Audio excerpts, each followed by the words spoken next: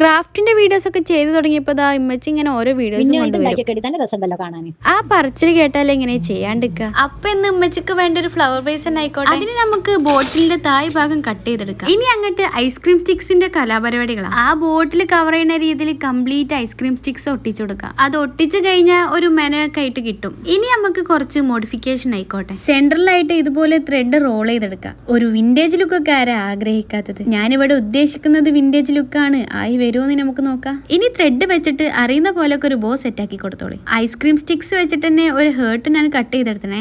ദേ ഇത്രയുള്ളൂ ഒരു vintage flower base. വീടിനുള്ളിലൊക്കെ ഇതുപോലത്തെ ഫ്ലവർ ബേസ് ഉണ്ടാക്കി വെച്ചാൽ നല്ല ഭംഗിയുണ്ടാവും. ചെടി നമുക്ക് ഒറിജിനൽ വെക്കാം. എന്റെ അടുത്ത് ഇല്ലാത്തതുകൊണ്ട് ഞാനിതൊരു ആർട്ടിഫിഷ്യൽ ആയിട്ട് വെക്കുന്നത്. പിന്നെ ഞാൻ നമ്മുടെ ഹൃദയത്തിന് ഒരു റെഡ് കളർ കൂടി കൊടുത്തു. ഇപ്പൊ കാണാൻ ഒരു വാവ് ആയിട്ടൊക്കെ തോന്നുന്നുണ്ടില്ല. ഇനി ഇത് നമുക്ക് ഉമ്മച്ചിക്ക് കാണിച്ചു കൊടുത്താലോ? നല്ല രസമുണ്ടല്ലോ കാണാൻ.